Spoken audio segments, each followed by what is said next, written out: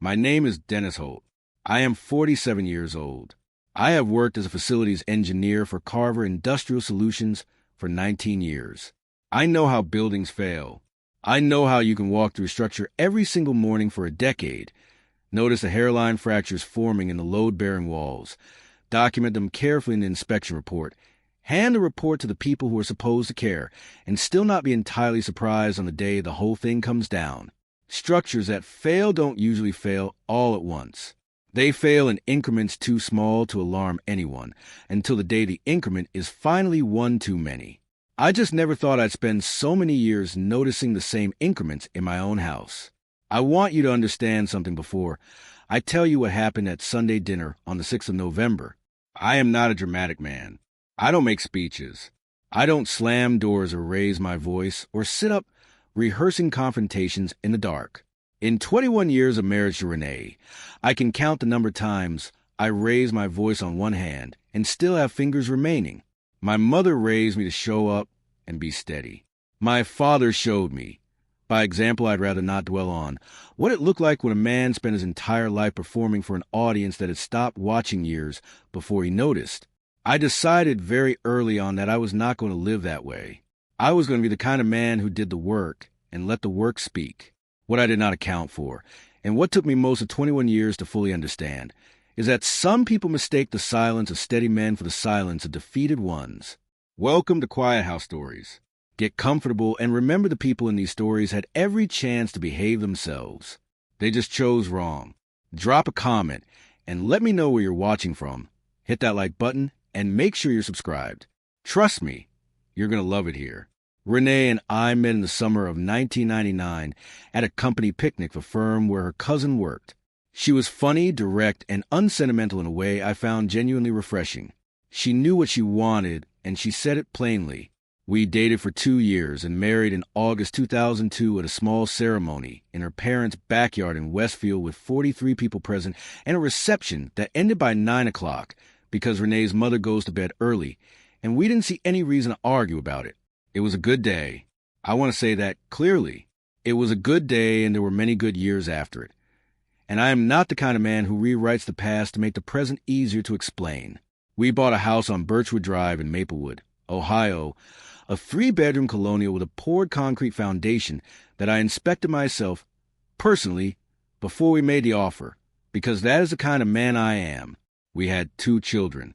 Owen, who is now 19, and in his second year at Columbus State, studying business administration, and Grace, who is 16 and still at home, and who has her mother's sharpness and, I hope, something of my patience. There is a particular kind of quiet that falls over a man when he stops being afraid and starts being patient. I had carried that quiet for a long time. The problem, the one it took me far too long to name clearly, is that Renee had come to mistake it for something else entirely. She mistook it for immobility. She mistook it for a man who had run out of options and was simply waiting for someone to tell him what to do next. The shift happened gradually, the way these things always do when they happen inside a marriage rather than between strangers. It started with small things. A joke at my expense at a neighbor's cookout in 2018. Something about my taste in trucks, something Carol said, and Renee laughed at a half-second too long. A dismissal of my opinion about the kitchen renovation in 2019. Renee simply talking over me as though I hadn't spoken.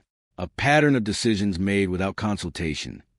The vacation to Hilton Head in 2020 that I found out about when Renee mentioned it to her mother on the phone. The way my name stopped appearing in conversations at the Sunday dinner table as a participant and started appearing as a subject.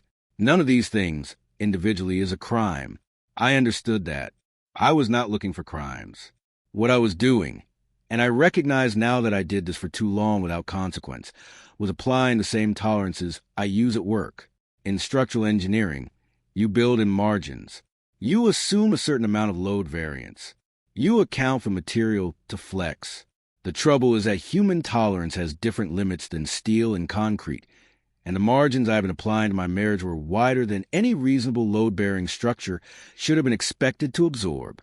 Carol had been coming to Sunday dinners with increasing regularity starting in the spring of 2021. She had gone through a divorce of her own from a man named Paul Geringer, who I had genuinely liked, and whose fault in the marriage I was never entirely persuaded was as total as Carol's account had suggested. Carol had arrived at her divorce with a very clear and comprehensively organized worldview about men, and that worldview, stated plainly, was this: men were a structural feature of a household, useful when functional, to be worked around when not, to be discussed frankly in front of, as long as the tone remained pleasant. I do not say this with bitterness. I say it because it is accurate, and accuracy is the only thing I know how to offer. What happened over the following 2 years is that Carol's presence at Sunday dinner created an audience, and an audience, in my experience, always changes a performance. Renee did not become a different person. She became a louder version of the person she had already been quietly becoming for several years, because now there was someone sitting across the breadbasket who would laugh at exactly the right moments.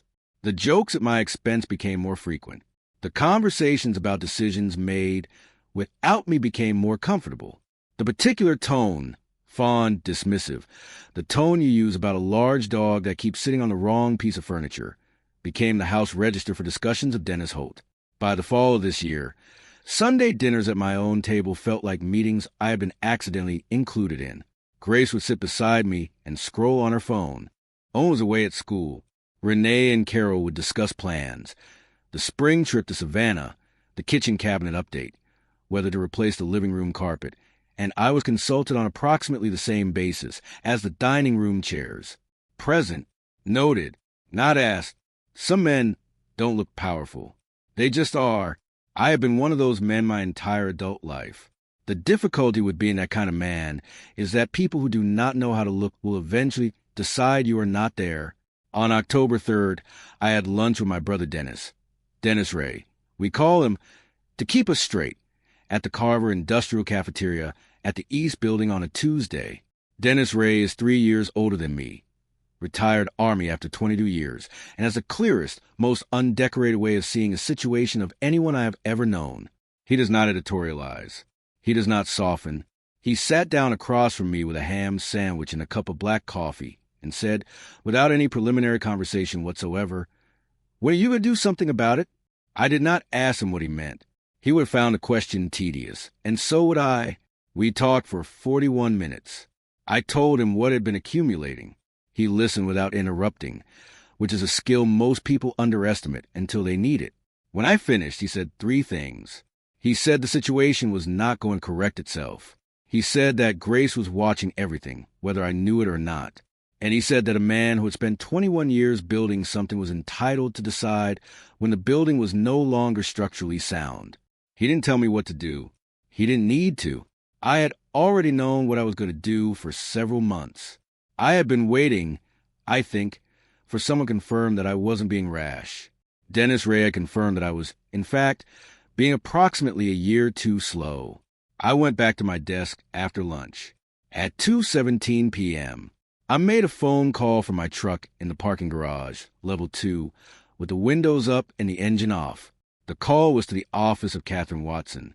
Catherine Watson has practiced family law in Maplewood for 22 years.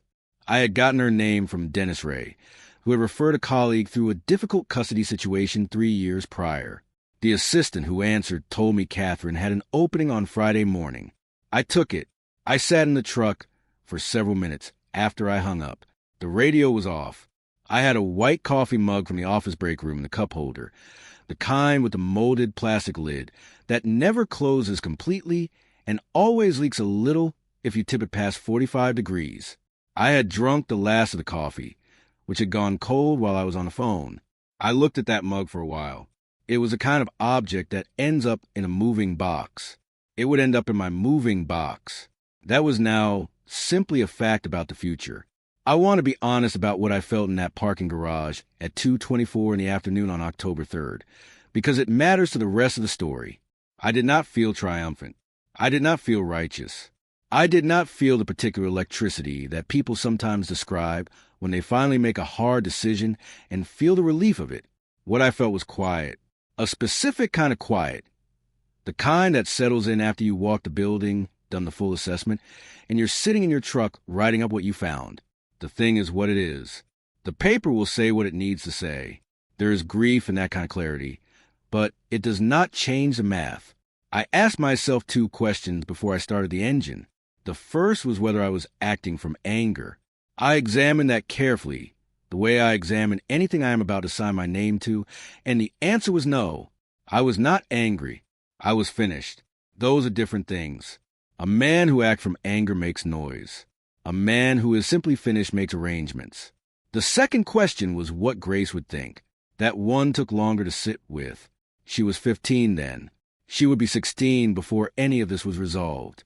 I thought about her at the dinner table with her phone, quiet and watchful in the way she has always been, noticing everything, saying less than she notices. I thought about what it meant that she was watching the man her father was choosing to be in this situation, in this marriage, at this table, every Sunday for the last 3 years. I thought about what I wanted her to understand about the terms on which a person is allowed to be treated. I picked up the cold coffee mug, took the last tasteless sip from it, set it back in the holder, and started the engine. Patience is the only currency that matters in a long game. Catherine Watson's office occupies the 3rd floor of the Maplewood Professional Building on Carpenter Street. I arrived at 8:59 a.m. on Friday, October 7th, 1 minute early, which is how I have arrived at every professional appointment in my adult life, and which I mention not to characterize myself as virtuous, but because it is simply how I operate. The office had a waiting room with 2 leather chairs, a side table stacked with issues of regional business journals, and a window that looked out over the parking level below. Catherine Watson came out to meet me herself, which I noted. She is approximately 50, direct in her manner, and she uses the fewest possible words to convey the maximum amount of information. I appreciated that immediately. She asked me to explain the situation in my own terms. I took 11 minutes. She asked me for clarifying questions: dates of marriage, children, property, current household finances. She outlined the options available under Ohio family law and the likely sequence of events for each. She did not tell me what to decide. By 10:22 a.m., I had signed a letter of engagement and written a check for the retainer from the personal account I had opened at the Maplewood First Federal Credit Union on September 19th, 3 weeks prior, in preparation. She told me she would be in touch the following week with a preliminary draft. Over the next 31 days, I went to work, came home, maintained the house, helped Grace with a history project on Wednesday evenings, attended a Carver industrial site inspection in Columbus on October 19th that kept me away overnight, and said nothing to Renee about any of it. This is the part that people sometimes find difficult to understand. How could a man sit at his own dinner table for a month, knowing what he knows, and not say anything? The answer is simple. There was nothing yet to say. The paperwork was not ready. The sequence Catherine had outlined required the paperwork to be complete before any conversation could be productive. A conversation before the paperwork was a negotiation. A conversation after the paperwork was an information exchange. I am an engineer. I prefer precision over theater. On 2 Thursday evenings during those 31 days, Grace and I sat on the back porch after dinner. The second time she brought out a project she had been working on, a detailed architectural sketch of an imaginary house she had designed for an elective class. It was drawn in pencil on grid paper, annotated in her careful small handwriting. She had the load-bearing walls identified. She had the structural support points marked at the foundation corners. I sat there in the October cold looking at that sketch for a long time. She asked me if I thought the load distribution on the eastern wall was correct. I told her it was, and that whoever had taught her to think about it that way had done her a genuine service. She looked at me with that expression she has, the one that says she is pleased but will not be obvious about it, and said, "You did. You used to draw load maps on graph paper when I was little, and I thought they were treasure maps." I did not have a response for that. I folded the sketch carefully back along the original creases and handed it to her. On November 3rd, a Thursday, I signed the separation filing at Catherine Watson's office at 4:45 p.m. The filing was received by the Maplewood County Court of Common Pleas at 8:44 a.m. the following Monday, November 7th. Catherine's office logged the service confirmation at 9:03 a.m. 31 days after my first appointment, 3 days before Sunday dinner. Dennis Ray texted me at 4:53 p.m. on November 3rd, 8 minutes after I had signed. The text said, Good. I sent back a thumbs up. That was a complete exchange.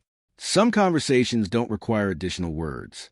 Sunday, November 6th, dinner at the house on Birchwood Drive. Renee had made pot roast in the good ceramic dish her mother gave her when we got married. The wide oval one with the dark glaze that she keeps on the top shelf and only brings down for company. Carol arrived at 4:15 p.m. with a bottle of wine she described as really special, and that I looked up later, and found retail for $13.79. Grace set the table. I carried the pot roast dish to the table at 4:47 p.m. We sat down. The conversation over dinner was the same conversation that Sunday dinners had been for the better part of 2 years. Carol was planning a trip to Savannah in the spring, and the details required considerable discussion. Hotels, the question of whether to drive or fly, what to do about Carol's cat, whether Renee would come for the whole week or just the weekend. Grace ate steadily and did not look up from her plate, except when directly addressed. I ate and was, as I had been for most of the year at that table, broadly invisible. I want you to take a moment with what I'm about to describe, because it is one of those things that sounds smaller than it is when you try to explain it in words. We were perhaps 40 minutes into the meal. The bread had gone around the table twice. The wine Carol had brought was 2/3 gone. There was a natural pause in the Savannah conversation, one of those breathing spaces that open up when everyone has temporarily run out of things to say about the same subject. In that pause, Carol picked up her wine glass, looked at her sister across the table, and made a particular face. It was not a hostile face. It was a comfortable face, the face of a woman settling in for a remark she had made before in this room, at this table, and found reliable. Renee leaned slightly toward her sister. She did not lower her voice. She did not look at me. She said, as though reporting a stable and well-established fact about the household, "He's not going anywhere. He never does." Carol laughed. It was a laugh of a woman hearing the punchline of a joke she already knew. It was a warm laugh. Even, that is what I want you to understand. It was warm. There was no malice in it. There was something worse than malice in it. There was comfort. The comfort of a woman who had said this thing and heard this thing so many times that it had stopped being observation and become simply the furniture of the room. I set my fork down across the rim of my plate. I looked at Renee across the breadbasket. She was still half turned toward her sister, still in the afterglow of the laugh. She had not looked at me yet. I waited the one additional second it took for her to turn and see that I was looking at her. I said, "I already did." Not loud, not cold, not with the compressed anger of a man who has been holding something back for too long and finally let it out. I said it the way you say the forecast, the way you say what the inspection found. Plainly, because it was plain. Then I stood up. I picked up my jacket from the back of my chair, the dark wool one I had worn to the office that Friday, the one I had hung on the chair when I sat down. I looked at Grace. I said, "Good night, Grace." She looked up from her plate and met my eyes and nodded, just once, the way she nods when she has understood something that she is going to think about later. Then I walked to the front door, opened it, and walked out. The air outside was 38 degrees. I know, because I had checked the weather at 4:30 out of habit, I cannot seem to break. My breath was visible in a small white cloud under the porch light. I walked to my truck, the F-150 I had bought used in 2018 and serviced myself every 6 months at Kowalski's Auto on the east side of Route 62. Got in, shut the door, started the engine, and sat while the heat worked up the temperature, approximately 30 seconds. Then I drove to Fairfield Extended Stay on Route 62, where I had reserved a room 9 days earlier under my own name with my own card for an indefinite stay. This is the part where a different kind of story would tell you that I felt free, that I drove with the windows down and the radio loud and breath in the cold November air like a man who had finally stepped out of a room he'd been locked in. I want to be honest with you. That is not what happened. What happened is that I drove 11 minutes to the Fairfield Extended Stay with the heater running and the radio off, and felt the full and accurate weight of 21 years settled across my shoulders like a load calculation that had finally come due. I felt the house on Birchwood Drive. I felt the ceramic pot roast dish that Renee's mother had handed to us at the wedding. I felt Owen at Columbus State, who did not yet know what was coming. I felt Grace at that table, watching me walk out the door, filing away what she had seen her father do in the moment that counted. Those things don't go away because you finally said what was true. I want you to understand that. Doing the right thing does not make you feel light. Sometimes it makes you feel the full weight of the right thing, which is its own specific gravity. Quiet men are not empty men. Simple is not small. I turned into the Fairfield parking lot at 5:41 p.m. I checked in. I carried my bag, which I had packed on November 4th and kept in the bed of the truck under the cover, to room 214 on the second floor. I sat in the chair by the window for a while. There was a parking lot view. There were streetlights coming on in the early dark. I made chamomile tea from the packet in the room's courtesy basket, steeped it for 4 minutes, and drank it while it was still warm. On Tuesday, November 8th at 9:03 a.m., Catherine Watson's assistant hand delivered a sealed envelope to the house on Birchwood Drive. It contained a certified copy of the separation filing received by the Maplewood County Court of Common Pleas, a formal notice of retained counsel, and a letter on Carpenter Street professional building letterhead addressed to Renee by full legal name. Renee called me 11 times between 9:07 a.m. and 11:45 a.m. I let every one of them go to voicemail. At 12:04 p.m., I answered the 12th. The call lasted 4 minutes and 11 seconds, which I know because I looked at the screen when I hung up. She asked me why I had done this without telling her. She asked me if I understood what I was doing to the family. She asked me how long I had been planning this and who had helped me. The register moved through several phases. Shock, then grievance, then something that was not quite pleading but was adjacent to it. I listened to all of it. When she had finished, I said, "I have an attorney. Hers will reach out to yours." Then I said, "Goodbye, Renee." Then I ended the call. Carol called at 2:31 p.m. I did not answer. She has not called again. I have spent considerable time since November thinking about Renee's part in this, and I want to tell you what I concluded, because it is the most honest part of the story and the part that costs the most to say.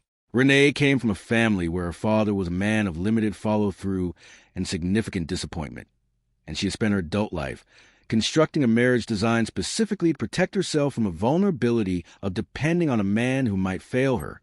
That is not the worst instinct in the world. But the way she enacted it was to gradually stop treating me as a partner and start treating me as infrastructure. I was load-bearing. I was relied upon.